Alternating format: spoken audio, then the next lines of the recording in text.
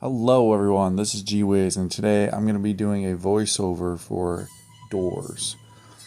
So, if you haven't heard of Doors, Doors is pretty much a horror game on Roblox where you have to escape a haunted hotel. And for the first part of Doors, the goal is to go through 100 doors. Honestly, a lot of it comes down to luck and skill. The more you experience the hotel, the more you get used to the monsters and are able to escape it properly. But when you first play Doors, this experience can be terrifying, in my opinion.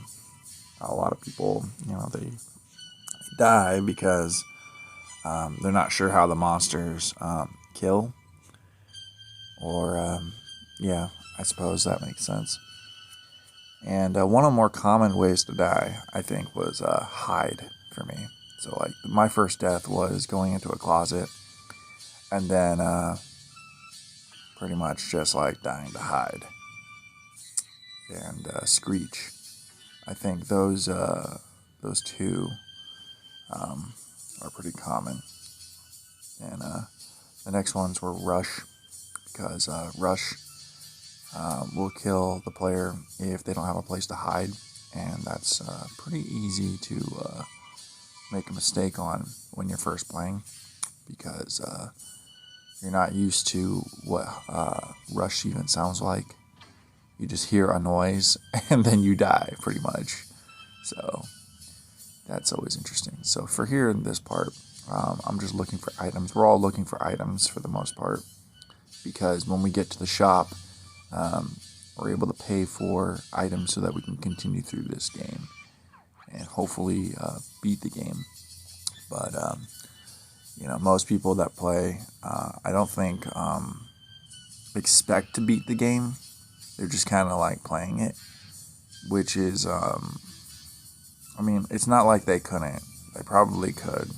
This was my first time beating it, so my expectations were a little like so-so, because many of the players, when they first play, they're like on their like seventh death or whatever, and it takes a lot of determination to really just die 50 times and still play this game trying to win.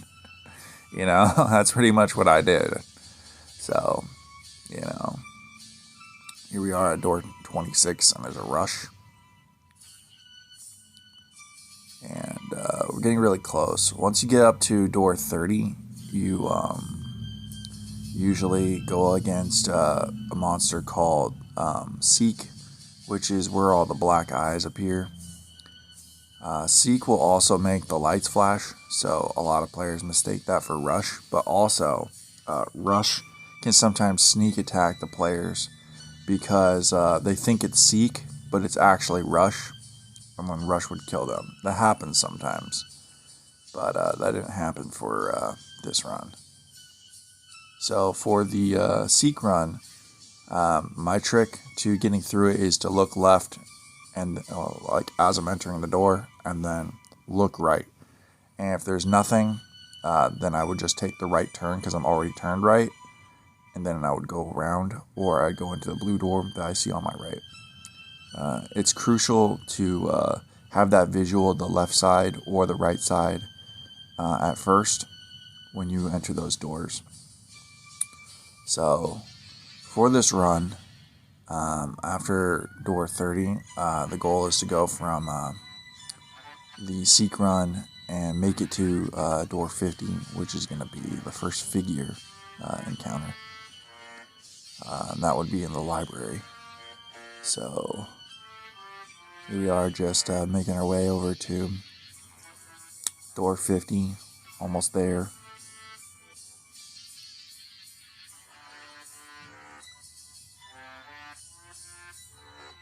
.48, door 49, and door 50 is going to be in the next door. That is Figure.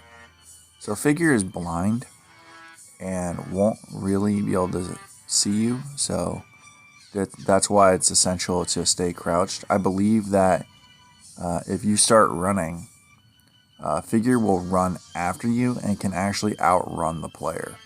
So it's important to stay crouched, because if you decide to start running and figure catches up to you, he will run at you faster than you can run away, and you will die. So it's recommended to not run away from figure and to just stay crouched. The best strategy for defeating figure is to also not hide. I know some players like to hide from figure and do the heartbeat game. I personally don't like the heartbeat game because I'm not very good at it. My proficiency at like Dance Dance Revolution and games like that is really below average, actually. But for the most part, the game is possible to beat without that particular skill of doing the heartbeat minigame. For the first part in the library, there's only 5 to 8 books needed. As you can see here, this is a 5-digit code. And so basically, I was waiting over here, and somehow figure appeared around the corner. I'm not even sure, because I thought I was in front of figure when I went in that area. And yeah, it just killed me. So I decided to revive, because that was a rare occurrence that I never died a figure. I never died a figure. I was so prepared to beat this game, though, that I knew that figure death wasn't going to stop me. So that's why I decided to spend the money and revive. The most important thing to get from that shop is the lockpicks, because without a lockpick, you can't get into the breaker room. You'd have to find some sort of key, and I personally, I've never had to do that. I've never seen anyone do that before. Most people have a lockpick when they get into that area, so that's why I'm glad I had at least 100 gold in order to get the lockpick, and another 100 gold for the lighter, because the lighter does help a little bit for being able to see. It also helps to play this game with brightness up to 100, and to just take your time with it, because rush really will kill a lot of inexperienced players that are just they rush through the game, hence the monster is called Rush, because if players rush and they don't go to the closets, then Rush will kill them, right? It's kind of the same idea of the monster Greed. So Greed kills when the player is greedy and they just take money all the time. And Greed would get bigger and bigger until it kills the player. It's kind of the same concept with Rush. Players that rush get killed by Rush. And then there's Ambush, which is basically the same thing as Rush, except it goes back and forth 3 to 5 times. And so you have to exit out of the closet and then go back in the closets to hide, so that it doesn't kill the player or kill yourself, right? Anyway, so for this next part, it's a bit difficult to see, but this is the cellar area. This is an example of where you would want to use a lighter. The 2 places that I like to use a lighter the most in would be in situations where I hear a rush coming and I can't find the closet. The lighter really helps for me being able to find the closet really quick. You'll see that Cow died actually in this scene because she didn't have a closet to hide in, so that's kind of what I mean. Another time to use it is you can flick the lighter just to kind of see where you're at when you're inside of the cellar areas to find the switch if you're trying to rush through that part. But I would recommend not using your flashlight in the cellar, because if you use your light too much, you'll waste the opportunity When you get to doors like 90 to 100, I think it's more important to get one there because they have those spikes on the ground. And again, a lot of players like to rush that part, but there is, honestly, you don't even really need a light. But if anything, the light is just like a player's preference of when they decide they want to use it. So if you want to use the lighter, I suppose, in the cellar area, just because you don't like the cellar area and have like problems with, navigating in order to get to the switch, then by all means use it. But yes, so this is the second Seek run, and I didn't have any vitamins, so I'm just kind of glad I was able to do that without any problems. The fun runs pretty smooth, but you can see just how close Seek was without the vitamins. So you basically have to have a perfect run in order to defeat Seek when you have no vitamins. When you have the vitamins, you can basically make like one mistake or get stuck like one or two times, and you would still be able to outrun Seek. But luckily, I didn't need any vitamins for that run.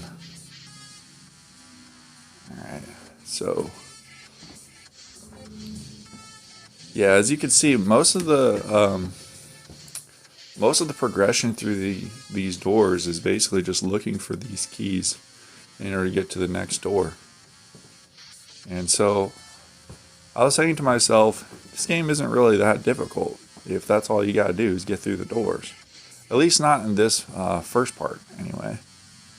Because once you have the keys, you can get through.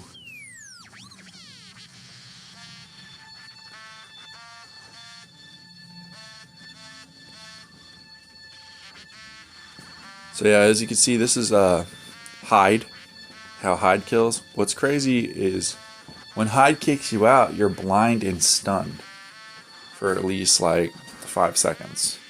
And if there's a rush or an ambush coming, you really don't want to stay in the closet with ambush, because if that happens, then Hide could kick you out and then ambush will kill you because you stayed in the closet too long. And so you have to basically wait for ambush to go by, exit the closet, and then go back in the closet when you hear ambush coming back. It's like that. But yeah, pretty much the main technique for survival in this game is the closets. So here's ambush right here. As you can see, I exit out of the closet, and then I turn around and face the closet, and then I go back inside. And by doing that, it resets the timer so that Hide doesn't kick me out and deal damage.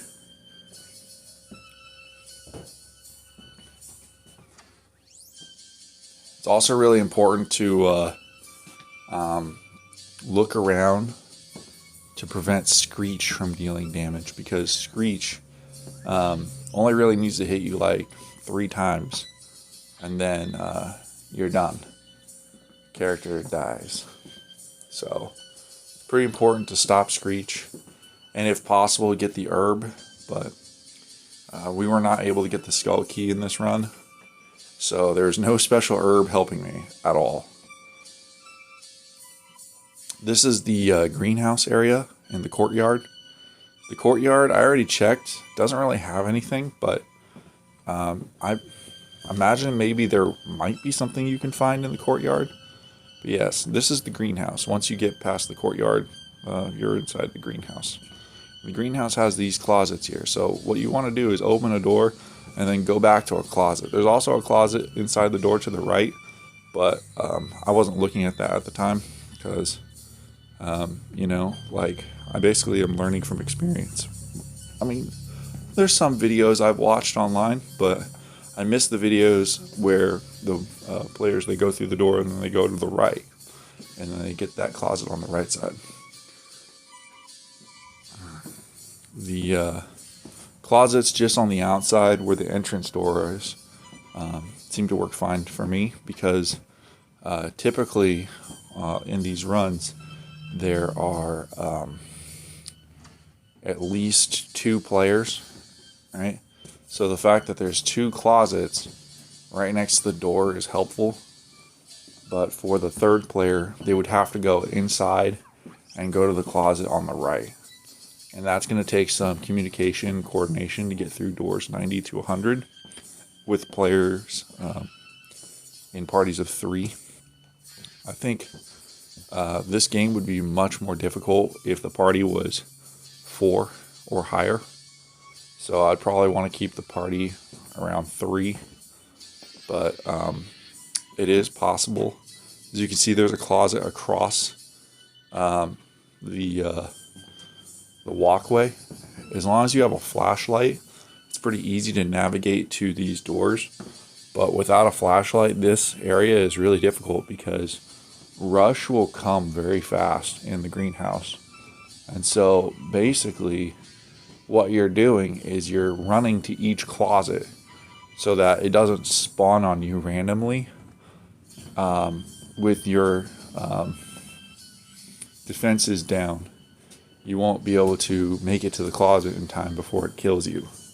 I know I've tried this before, actually, where if you're just relying on the sound, since you don't have the light flickering in order to assist you, rush can kill you pretty easily.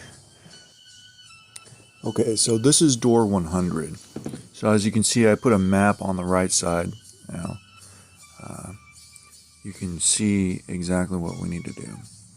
So this part can get a little tricky because some people have posted online that you can just go up the elevator right away, and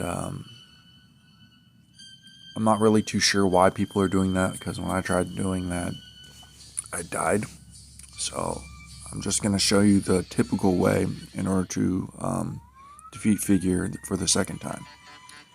So for door 100, this stage, you are going to want a lockpick. That is the bare minimum in order to be able to defeat this, because if you don't have a lockpick, I'm not really sure where you would get a key in order to finish the game. But a lot of people would recommend that you also have a crucifix and a light source. But I really don't think that any of that is necessary. I think the light source would help, but it's not necessary. What is necessary is you go from the safe room that you see on the map and you go all the way down. And in my opinion, you should get the one that you see on that bottom left-hand corner and get all the switches in that room. And then go to the corner where the door you came in and try to see if you can find him walking around, so you can walk the opposite direction. I would say that you want to also avoid hiding. Although it does increase the difficulty and can make it more fun to hide, I think that having increased difficulty is risky, and I didn't want to hide during this playthrough. So there are 3 rooms in total. It is difficult to see. That's why I have a map there. There's one in the middle corridor, and there's one at the bottom right-hand part of the map as well. When you're heading away from the safe room, it's going to be on the back left. And then you can go around back to the safe room if you feel comfortable, or you can go any way that you feel is safe in order to get to that middle corridor there. But I usually start with the one on the bottom left because it's easier to access. And it is difficult to see, but if you just keep in mind that usually those rooms have at least 2 switches, then you should be able to get through this, no problem. I've also found switches lying around in the back hall and on the sides. So like on the outer edge of that walkway area, there's switches. And there's also occasionally switches upstairs where the elevator is. That would be in the safe room area. So keep that in mind. see here, I had 6 switches, and I actually missed a few switches in one of the safe rooms. Honestly, when I played this, I didn't even know that there was 3 safe rooms.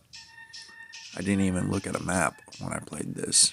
I was just walking around at random so that I would have the most wholesome experience. And, that's just how I played it. Some people don't like to play like that for obvious reasons. But, I did that because I didn't really have the idea to look at a map. And even if I did, like I did with the Cheese Escape map, I wouldn't have really, I don't know, sometimes I just like changing things up, So how it is. Like, some days I like to use maps, sometimes I don't. It's like some people prefer to use their phone to navigate, and some people prefer to use their memory. So, I was just enjoying the experience. But yes, after I had found that the last few switches were at the far back left, where I missed it when I first came in, I just went back and got it. So for this next part, this is the breaker room minigame. Basically, you want to hit the switch when it's a solid square. When it's hollow square, you want to ignore it and not flip that switch. You can make mistakes for this. I don't think it's that easy to fail because I've watched videos where people are at this part and then they go upstairs and then they come back down to do the switch minigame. In my opinion, I thought that the breaker switch minigame was easier to do than the minigame in the library where you have to put in the book codes. The reason why is because when you put in the code for the lock in the library, a figure can sneak up behind you and kill you. And in the breaker switch room, I didn't really have that problem. So overall, you just need to find those breaker switches and then you'll be able to defeat this game, no problem, just like I did. And you'll get the rock bottom achievement when you do. Anyway, I hope you like this. Like, subscribe if you did. I died 58 times in order to make this video, so drop me a like.